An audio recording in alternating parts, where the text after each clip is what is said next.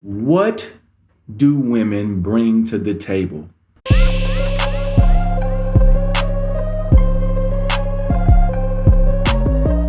That makes a lot of ladies upset They hate when this people ask topic. that question. Oh, they hate this topic. They get disgruntled every time they get asked that. If she has the audacity to tell you that I am the table, then that should silently go off in your mind that that's the end of the conversation. Straight cut off. That is a very narcissistic and entitled and selfish mentality and mindset for a person to think that when we're talking about this metaphor, we're talking about the table as a metaphor. So this is about what are you bringing to the negotiation, to the situation. The table's a pot. What are we all putting in the pot to make our situation best? So if they say that I am the situation, that first of all, that literally makes no fucking sense. That's just silliness. You're not the situation. You're a person, and the situation is not what anybody anatomically with their body brings to the table. So your vagina, your sex is not a part of what comes to the table. That's kind of already a part of it. You guys think it's so important and so valuable to men. No, the table is, hey, how do we make our life better? If I'm working hard to make the best outcome for myself in my life, what do you add to that? Are you adding to that? Or you're not adding to it at all? Are you going to be a detractor and take away from it? This is the purpose of the question, gentlemen. So you need to definitively ask and be very quite aware of the type of answer and the quality of answer that you get. If somebody says to you, I am the table, and it's all about me, and they're not talking about bringing anything else, or even if they say any of the other things that are senseless, like I have 7 degrees.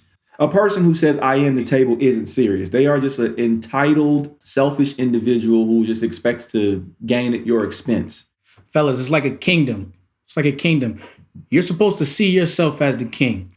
I know it's hard in this world. A lot of people put you down and act like you're not the king. You have ladies running around saying you're nothing and you're nobody and all these things, but you're a king. Just know that you're a king and you're building your kingdom. And think about that scenario. If you're the king and you're building your kingdom and a woman comes to you or people come to your kingdom, most of the time they come to the kingdom bearing gifts. They come very humbly. They do. They come bearing gifts to the king. They come telling the king how they can enhance his kingdom. You know, I can sew. I'm a potter. I can bring these things to the kingdom. If you let me in, I can build these pots for you. That's what you're looking for. She just doesn't have the vision to see it. She's too immature. She's too entitled. She's too selfish. Everything is supposed to be presented to you because she's supposed to see value in you. She's supposed to see a prospering future in you.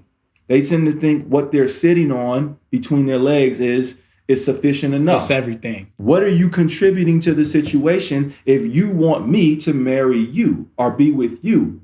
Because if I've established what I have and what I bring, it's a fair question to ask what you bring. Stop talking about your degrees. Get them. What is a degree primarily for? Let's think about that. You go and get a degree. I mean, outside of for your own ego to say that you accomplished something in the world, it's typically for you to be able to get a job and be able to attain a specific level in that job for financial purposes. So what in the fuck is the purpose of you ever mentioning to a person you're trying to date about your degrees? Why do you think that's impressive? We don't give a shit about your degree. Nobody cares about your degrees. Stop leading with your degrees.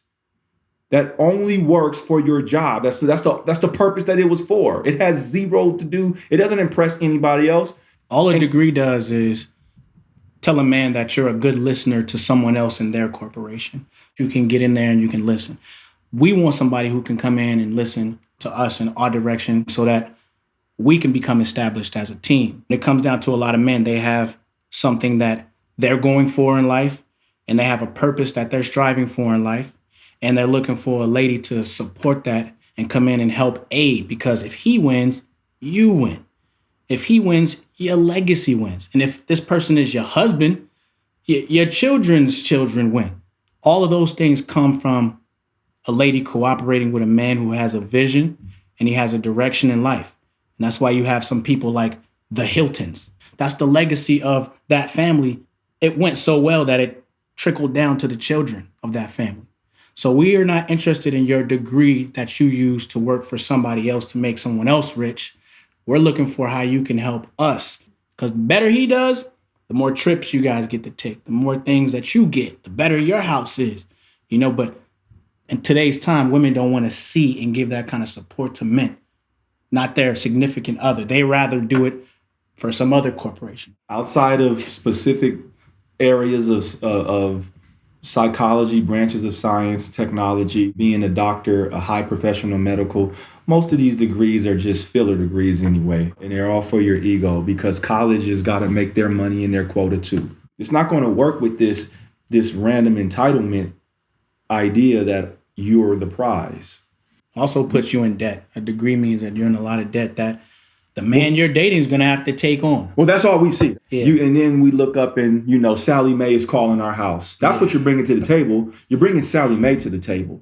It will take sometimes two incomes to make it. The effort is the most important, the intrinsic value for somebody that shows you that they're into you, they're into your vision, and they want to build, and they're willing to put in the effort and the time to really make that as best as possible. That's what we're looking for. You know what I mean? So if you got your woman and she can't cook, man, and you tell her, look, man, get on YouTube and learn some of these recipes. You know what I mean? If you get somebody that's, I don't want to do that, and get up out of here. It ain't that hard. It's all about effort. There's got to be something that he has to be able to make use of to the situation for him. It has to make sense for him to amplify his situation. So you can't just take anything. A woman giving something to you is not a loss for her. It's not an L because she gave or she's giving access to the thing she has to you. And I don't mean give it to you where she can't use it. I mean, just give it to you, offer it up like, hey, I have these things that I can bring to the table. This goes in the pot. I got that Corolla outside. You're going to take that Corolla, you're going to go back to Toyota, and you're going to come back and be like, Toyota's cool, but we're going to go get you a Lexus. And then she's going to come home and you didn't negotiate about a Lexus and she never thought about that. That's the whole benefit of bringing it to the table. That's what you're supposed to work together for. So you keep building your kingdom. And that's how she benefits. But she can't benefit if she's not willing to relinquish the control and put things in the pot for the kingdom. A lot of ladies don't understand what they're even supposed to bring to the table. They don't even know. They have no idea. It's very simple. All a man really wants is peace, food, sex, and a helpmeet, somebody to be there, somebody to support them. You're looking for a woman who's taking the initiative to adapt herself to you. But instead, chicks opt out. They go to the corporate world and they think that that's attractive when really it makes them kind of masculine.